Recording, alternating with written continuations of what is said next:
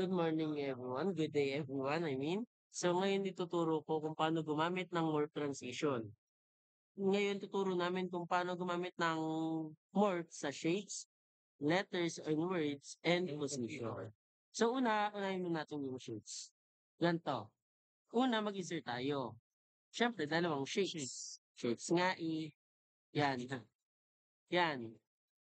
Bale sa unang slide, maglagay tayo nun and duplicate lang natin to. Ito. Duplicate. And sa second slide, maglagay tayo ng addition. Ano? Circle lang. Yan. Okay. So, gagawin natin, since more transition siya, gagawin natin more. More and more. More. Pero, ito ang problema. Sa pinaka-actual presentation, ganyan lang lumalabas. Anong gagawin dyan? So, una, gawin ganito. Pindutin mo yung shapes. Punta ka sa shape format. After mo pumunta sa shape format, punta ka sa selection pane. Alagay mo, ito pala. Itong rectangle 2. Hindi. Itong rectangle 2. Ito pala rectangle. So, ang gagawin mo,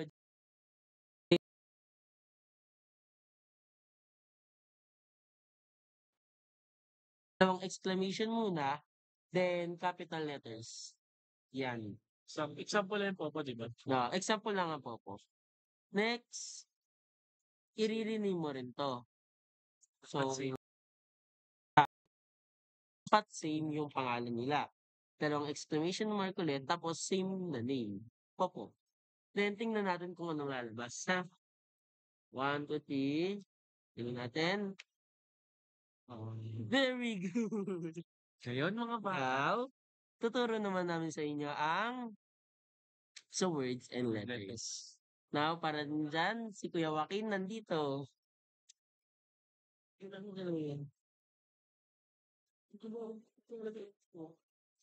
So, una punta ka sa insert. Sabi mo mga sabi mo. Una, punta tayo sa insert and maglagay tayo ng text box dito. So, gitna. Dito sa gitna. Expand lang natin siya konti. And yun, maglagay na tayo dito. Gitna natin, gitna. Yan, tapos expand natin. Expand natin siya. Anong words maganda? Letters.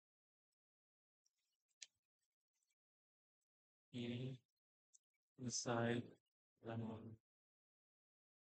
Pass. Okay. And next, dito naman is na.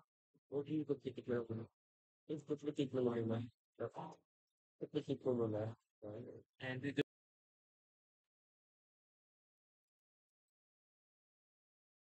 Dito naman tayo. Pag mo to. Ganda daw, is tayo yung dapat.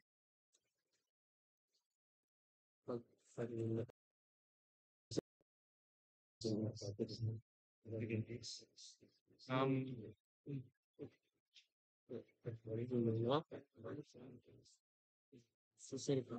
Select natin yan and palitan lang natin yung name ng the dog is barking in the park. Same lang siya ng ng shapes and pinagkaiba lang talaga is letter siya, hindi siya shape. So parang gagawin natin is parang imomorph din natin siya same as shape kung paano yung procedure. Ayun morph. Lalagyan lang din natin sila morph ng parehas tapos pupunta tayo sa words and pipindutin natin yung effect option, punta tayo sa words tapos ayun. Tignan natin. Diba? Diba? Okay na yan. Ito pa pala. Sa letters naman po. Next procedure. Bago tayo ng letters, punta tayo sa characters. Words and letters, plus the dogs, mark the part. Pinutin natin ulit yung characters. And that's it. Ganun lang kasimple. So, wala na, hindi naman siya ganun ka-complicated. At the same time, madali siya. At the same time, ano siya, makakatulong sa atin to make some PPT presentation. And next, balik naman po natin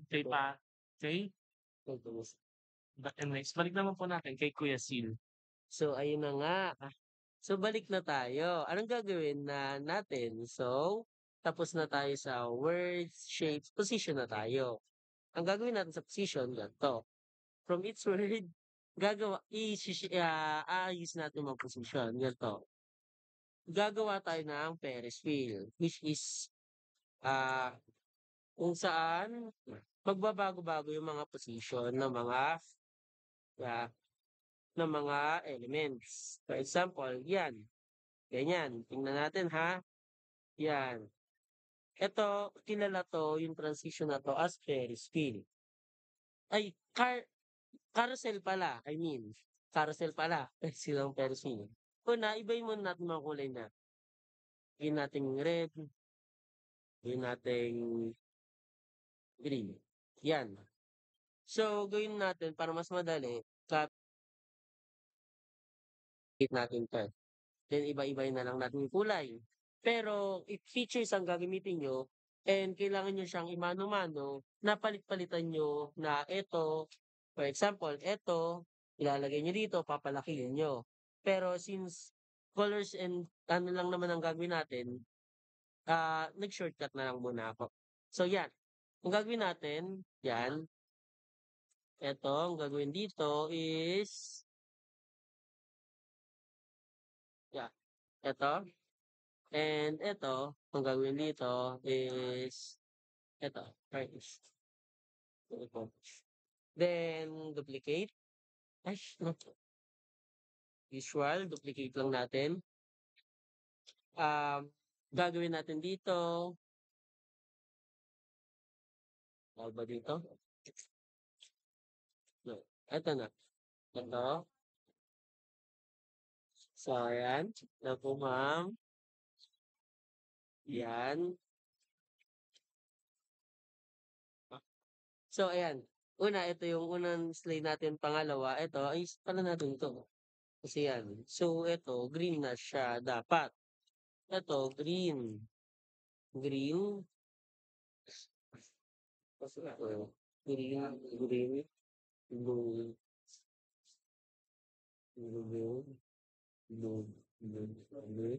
So, ito yung blue. Yeah. Yeah, medyo nagulan ako dun ah. And, of course, ito yung orange. Orange. Yan. So, ang gagawin natin ganito. Lahat ng mga nanditong side, gagawin natin send to back. Yan.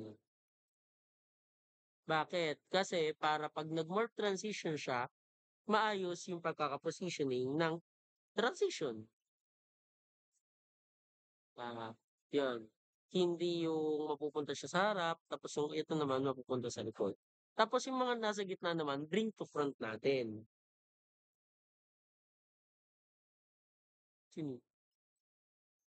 Anyways, continue tayo. Bring to front. Then, other one is bring to front. Now, since okay na bring to front na natin, ang gagawin na lang is talagyan na natin ng transition, more transition. But since ito, gawin natin objects. Yeah. Objects, morph, okay, and morph. Tingnan natin ha. Okay, so yan, morph. Okay na maayos naman. And pag binaliktad natin, yan, yan. So, ayun na. Overall, ito na yung pinaka-full output. Nan. Double ka? Huwag mo double. Balik natin sa pinaka-umpisa. Yan. Yan. Bale, ang full output niyan, punta muna tayo sa shapes. Ang nangyari sa shapes, from square, nagiging circle. Since tapos na tayo, balik tayo.